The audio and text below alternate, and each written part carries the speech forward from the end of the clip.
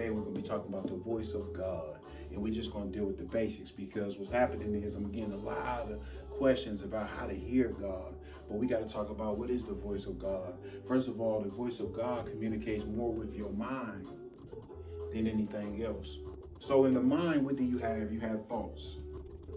And another name for thoughts is voices. When you hear somebody say, I was just thinking that means in their mind, they heard a voice saying the same thing as what you were saying before you said it. So now we understand that thoughts are voices and they come in our mind. We have to understand who's behind the voices. When you understand who's behind the voices, then you will be able to distinguish between God's voice, the enemy's voice, and your voice. Let's talk about that. So now we have voices that come from either the enemy or God.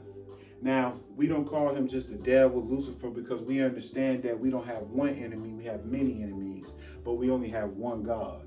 So God wants us to understand that there's a difference between his voice and the enemy's voice, or there's a difference between the voices that work for God and the voices that work for the enemy. God uses angels to give us messages. The enemy uses angels to give us messages too. And another name for angel is just messenger. So the male man could be considered an angel of male. So this is the hour where you got to recognize the difference between the voices of the enemy and the voices of God. And what happened is the easiest way that my pastor had taught me, Apostle Bobby G. McGuire, is that the enemy is always negative and God is always positive. These are very clear distinctions, but the problem is we got to understand what's negative and what's positive. So we have to change the way we think of good and evil. Because if you look at good as just good and you look at evil as just evil, you're going to miss the context of good and evil, because sometimes the enemy will do good so that it'll have a negative result. Sometimes God will do evil so that it'll have a positive result. What do you mean? The enemy will cause you to sell drugs and give you as much money up front with the girls, the cars, and everything you want, but the end result is you end up in jail. So he used something good to have a negative result. God will whoop you, and he will send something to challenge you so that it will push you in a place where you are ready for the next level and the next miracle, the next dimension in your life. He will use something evil to push you into something positive. So evil and good can be considered positive and negative. When you start looking at it like that, then you'll start understanding that they're interchangeable, because they're twins.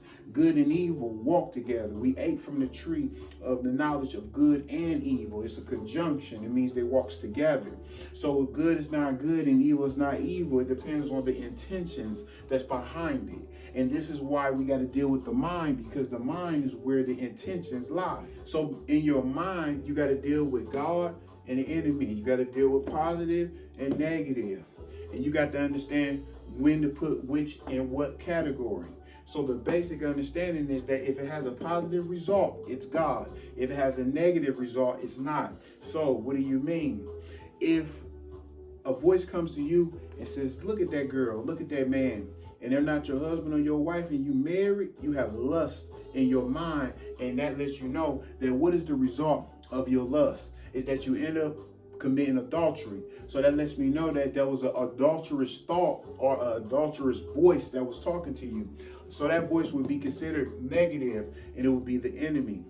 If a voice comes to you and says, hey, you need to slow down, you're driving too fast, it's raining, we know that the end result of you slowing down because it's raining is positive, so that we can put that voice or that thought in the positive category. It came from God. It may not be God himself talking to you, because God communicates with angels. He communicates with unctions. He communicates with feelings. He communicates with all kinds of different ways, and the enemy does the same thing too. And this is why this is just a basic understanding of hearing the voice of God. But as we get more advanced and as we go deeper, then we'll begin to talk about the different ways and the different things that you have to look out for. But right now we're going to stick to just the basics. So the enemy is always negative, God is always positive. And when you begin to understand this concept, then you can apply it to your mind so that you can begin to filter out the negative thoughts versus the positive thoughts, and understanding that what's behind it is what's making negative, what's behind it is what make it positive. So don't always go by what you hear